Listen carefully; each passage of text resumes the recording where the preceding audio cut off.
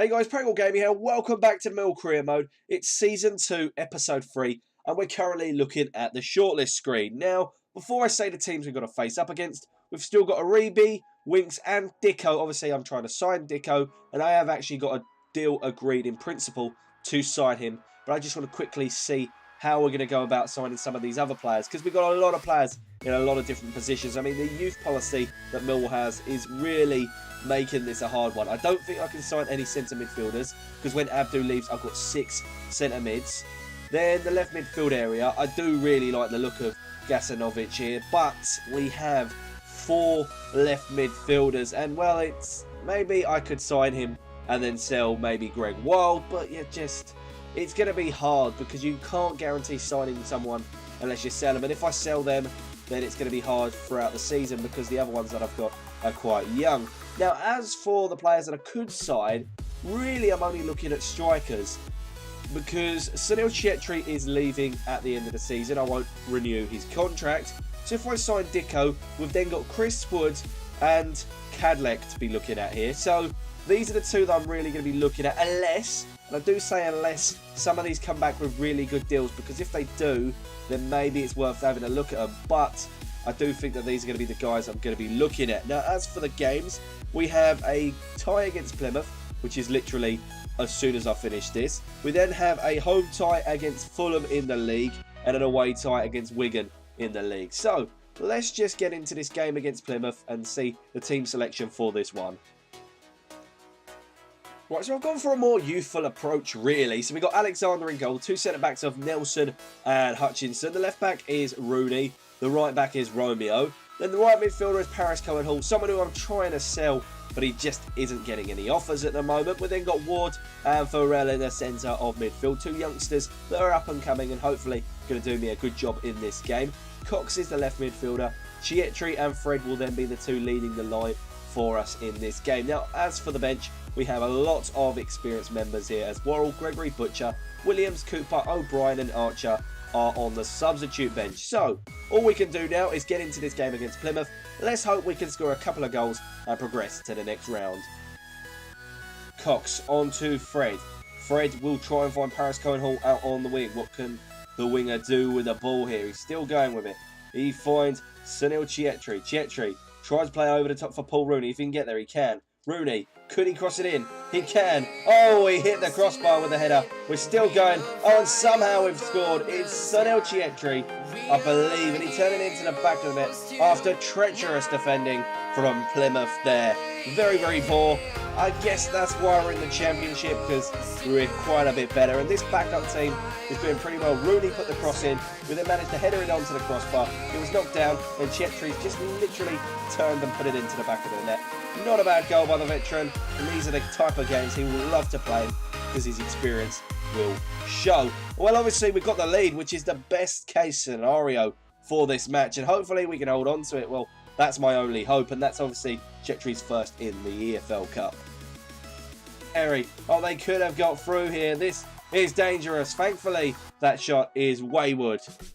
Scores on the doors at half-time. Cardiff are beating Swindon. Middlesbrough are beating Mansfield.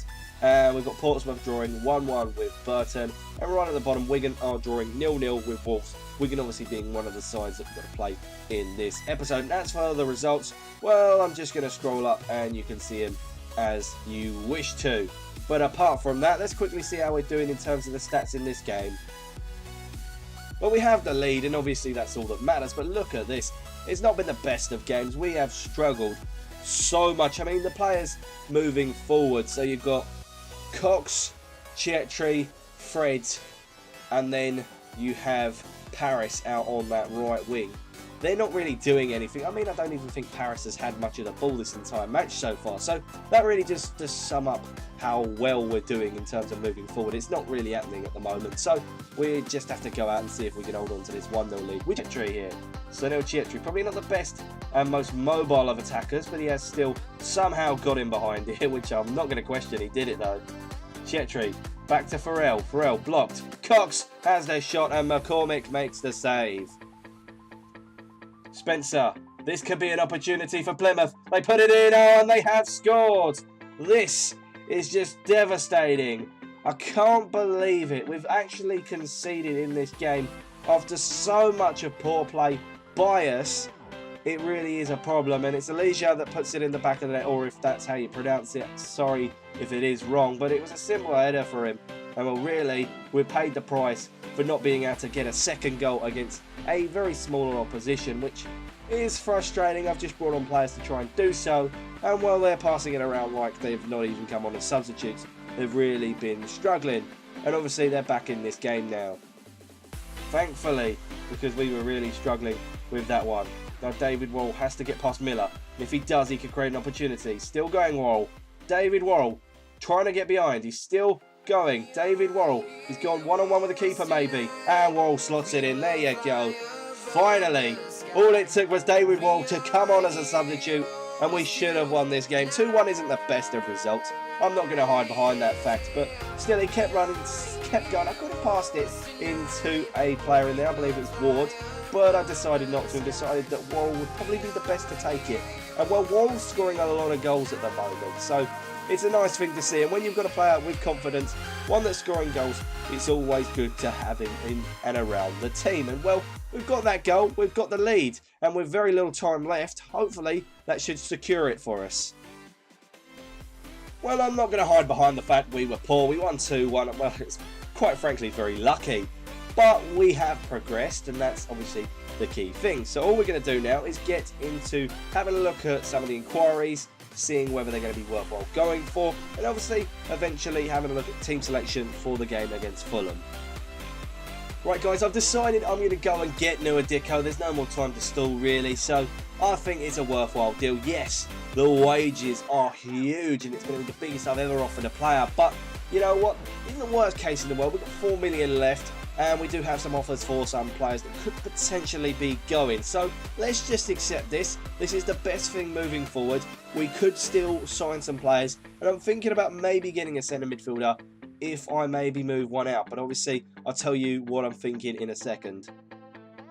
Right, so Real Madrid are looking at Patrick Alexander. And I tell you what, I would accept a deal of around about 4.5 million. I know it's audacious to go for it, but Real Madrid have money. And he does have a lot of potential, don't get me wrong, so maybe it would be worthwhile to sell him at that much money.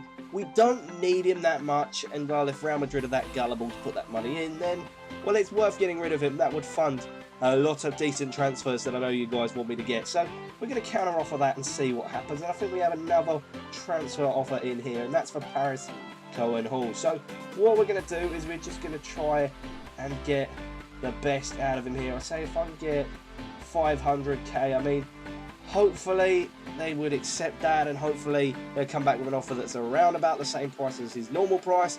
But we'll see, because I want to see what Paris to go, and this would be something that would help me also get some more money and also more wages to fund some more transfers. I don't need Paris. I've never really needed him anyway.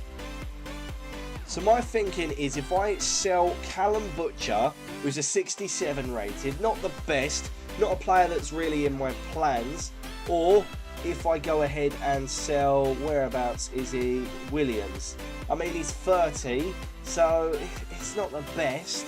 I could sell him for a decent profit. I mean, he's better than most midfielders, so perhaps that's not the best thing to do. But I reckon if I sell one of these two, I could sign maybe Henry Lansbury or Josh Scowen just to increase the level of rating that my players can get to in the end. And I mean, he's only a 68 rated, Williams. So really these players are in and around that already. I mean, Lansbury's already ahead of that. So maybe we can do that. I'll be thinking about it after the Fulham game.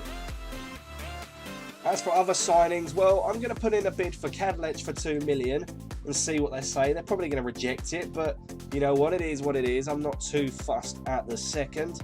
Also, another player we're going to look at is Henry Lansbury. That is a lot of money, not going to lie. So I'll put in 3.5 and see what they reckon now. I mean, the wages, we probably wouldn't be able to cover them at the moment. We are trying to sell some players, so by that time we should be able to cover them. So let's just put that in, and I'll also bid for Josh Scowen, who's just a little bit lower than Henry Lansbury. Obviously, he's worth a lot less in terms of how much they would value him. So what I'll do is I'll put in a 600k offer. That would be worthwhile, plus we can afford his wages, so it wouldn't be the worst deal. So what we do is we get into the team selection now, unless anything else happens.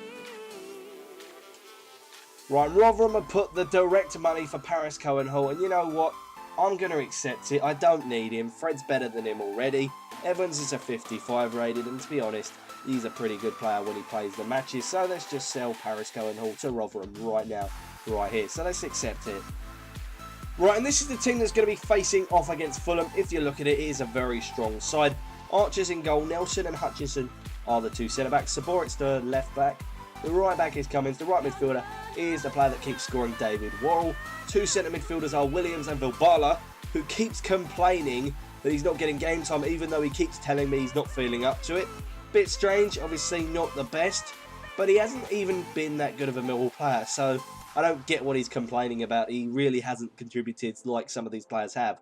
Ferguson's a left midfielder, and the two strikers are two incredibly pacey players in Noah Dicko, the new signing, and then Thierry Ambrose. I do still have funds to try and get some other players, and this bench is a very strong bench. I'm very happy with the look of it, and these players can obviously help me. Aidan O'Brien actually wants to leave, and well, Gregory isn't the best. Oh, these two are good backup strikers, and well, obviously we'll see how it goes. Got a big game, big derby game against Fulham, so let's see how this one turns out. Ambrose tries to play it over the top for Noah Dicko, who does get the beating of pace against Tim Ream. He's still going. Dicko tries to play it in, and that pass was poor. But the chance is still here as Ferguson wins it back. Shane Ferguson! Oh, and the keeper does nothing. And we've actually managed to turn the ball into the back of the net. I don't really know why keepers seem to do stupid things in this game, but I'm not going to complain. Thierry Ambrose was able to turn it in. He still seems to be scoring quite a few goals in this league. It's a shame though, because the other strikers aren't, and well, Ambrose is taking the limelight, and I'm sure Noah Dicko will eventually, but these two strikers are the ones that are going to be scoring a lot of our goals and firing us into a very good league position. I've got the funds, I've spent it, and I've tried to manoeuvre this team to be as good as it can. And it seems that it's paying off, as this is Ambrose's second in the league. Still not doing anything, and they're still moving forward. It's with Aite. If we trip them in this box, it could be a goal. If we don't trip them, it'll be a goal though. And well, they put it into the back of the net. That is frustrating. We're not really being able to keep clean sheets again, which is something I moaned about a lot last season. But obviously, Aite did really well to hold a player off, and Kearney slotted it into the back of the net. It was too simple for the centre midfielder, who, well, that was just target practice for him there, wasn't it? So that's upsetting, but what can you do? He got given a very good place to score, and he turned it in. So this game is well and truly back on, and we've still got ages to go. Let's try and win this header here with Williams. We don't, and this is where Cavano has the beating of pace of the defence. He could have the chance to score. Oh, and that is a fantastic save by Archer, who's kept us in this one. Ambrose to Noah Dicko. Dicko tries to keep going. It's now with Ambrose. Thierry Ambrose. Can he have the shot? He can. It is saved. And we've got ourselves a throw on. Saborit's been thrown the ball. It's now with Williams. Williams on to Dicko. Dicko turns. Can he score the goal? He can't. It's saved. And Worrell's headed effort is too simple for the keeper. Scores on the doors at half-time. Bournemouth are drawing with Cardiff. Leeds are beating Brighton away from home. And Preston are beating Ipswich. And well, as for the rest of the results, you can see them there for yourselves. As for chance creation, we're doing much better than the last game. We should do this as our best team, but we're not converting the opportunities, and they have scored from their only shot on target. Frustrating, I know, but what is there really that you can do? Sometimes it's just a bit of luck, but we're not playing that bad. I really think that this draw wouldn't be the worst. Fulham are a pretty strong side. So, let's get into the second half and give it our all and see where it takes us. Williams. On to Thierry Ambrose. Can he create the opportunity? He can. He plays it to Dicko. On the turn. Dicko. Simple shot at Betalenti there. Frustrating again. Williams. On to Shane Ferguson. Ferguson to Williams again. Blocked. Ambrose. Oh, this could find its way to Noah Dicko. Dicko still going with the pace and everything. It's blocked. It falls back to him. He's got his debut goal. There we go. 2-1 at the moment. We are leading in this derby game at our home stadium, and well, this means a lot to Noah Dicko. It means a lot to us. We're winning again in the championship, something you like to hear. And well, the guys will have to get used to Dicko playing but my word, he has been quite a good player in this game. Thankfully, it came back with a bit of luck, and well, he could score that as it was pretty simple for him, and that's his first goal. Obviously, he played one game for Wolves, but he didn't score in that one, so that's actually officially his first game, or his first goal, should I say, in the Championship. And well, it's one that we'll be very happy with taking nonetheless. Kenny, the one that scored the goal in the first half, and thankfully our defence, well, I would say thankfully our defence got it back, but somehow he's still going with it, and they've got an opportunity with Cabano. It won't fall to anyone for the second attempt, but thankfully Archer was there. This is a chance just waiting to happen. Saborit tried to get it in, it's blocked. Saborit, oh my word, that is unlucky by the left back. He smashes it against the post. We just have to make sure they don't get through. And that's a ball to that player that I can't pronounce, but thankfully Archer made the save there with that one. Very, very grateful to keep us in the lead. But what can I say? It's the third 2-1 win in a row. We're playing really well at the moment, and well, there's not really too much to complain about. The team was very good. Dicko was good on his debut, and I'm looking forward to this team going forward. So, let's just go see if there's any interesting transfers to talk about, and then we'll get into the team selection for the final game of the episode against Wigan. Right, just to keep you updated, Paris Cohen-Hall has gone to Rotherham, and there's a couple of bids rejected. I mean, this Lansbury one I don't think we're going to afford, but we could go for Josh Gowan. They're saying that the 600 wasn't acceptable, so I say let's up it to 850 maybe, because as little as we can pay for a player is probably the best in my interest. So let's just bid that and see what happens. Obviously, we have just transfer listed Williams to see if someone will come in for him. We can get about 600k for him, so it's not the worst in the world, is it? We can get a younger player in, someone who will be useful for the team. Right, and this is the team we're going to be using against Wigan Athletic. It's still a pretty strong squad. Some other players have come into the team though. So we've got Archer in goal, two centre-backs of Nelson and Hutchinson. The left-back is Joe Martin. Right-back is Marlon Romeo. Fred has come in the right midfield. And then Vulbala and Williams will remain as the two centre midfielders. Obviously, Butcher would have to go in there for the time being if Williams was to leave. And then Wild's the left midfielder. And the two strikers are Dicko and Ambrose, who both got a goal to help us win the game against Fulham. So let's get into this away game and see how we go. The bench is exactly the same as it always is. James to Will Grigg. Out to Wilskert. Wilskert. What can he do with the ball? If he puts it in, it could be dangerous. Thankfully, we haven't. I thought we had actually got to move that ball away, but we've given away a penalty. That is frustrating. Well, I think it's a penalty. It looks like it's pointed to the spot. Nelson again. What is it with Sid Nelson and giving away penalties? This guy is doing my head in. Well, we've given away a penalty. We've given them a chance to score. Let's see how it goes. Will Grigg versus Jordan Archer. What can the goalkeeper do to try and stop the striker trying to score this penalty? Can he save it? He can't. Expertly taken by Will Grigg there. We're losing to Wigan away from home. Frustrating, but what can you do? You give away a penalty. It's 50-50. I tried my best. I fouled at it, and we're going to have to lead. It's obviously gutting, and Nelson will probably finally be dropped. I mean, he's played quite a lot of games now, so we can't complain that he's not getting game time. We'll finally put Cooper back in the team, because Cooper is a player that I wanted to play a lot of games after signing him. But it was a great penalty by Grigg, and obviously that's all you can say. You can't really say there's much greatness to it, because it's a penalty. So you score them quite a lot, and as you do with penalties, you either miss them or you score them. And well, he put it in. Williams tries to play it through the gap to Greg Wild, who has still got the ball. Can he cross it in? He can. And there's Dicko there, and he puts it over the bar. That was a great chance for the striker, but it's a shame he missed it. Williams to find Fran Vulbala. Vulbala over the top for Nua Dicko. This is the perfect ball, and this is why we bought Dicko. Can he score this? He can't, and he manages to mess that up. I don't know what to say. I really don't. We tried it. We went for it. It almost worked, and well, it didn't. Let's be honest. That is frustrating, though. You just can't help that it hit him after he was running. He's going to be sent off. And that is an expert save by Jordan Archer from absolutely nowhere. And well, he had to make that. Will Grigg went for it. He went for his second. Oh, thankfully Archer's really helped us with that one. Scores on the doors at half-time. There's 4 results, so I might as well read them all out to you. So Birmingham are losing 1-0 to Blackburn Rovers. Palace are drawing 0-0 with Derby County. Fulham are beating Brentford, and Nottingham Forest are losing 1-0 to Preston North End. So, how are we doing in this game? Well, I can tell you straight away, I know it's poor, but let's see the stats. Well, it looks much better than it has been for me. I feel that Wigan have done much better than us, but obviously, Lua Dicko's been booked. And that makes it a lot harder, but we've created opportunities. We've tried it. It's not paid off. Obviously, we're losing. But we have got the quality in this team to go for it. So I'm just going to say, get into the second half.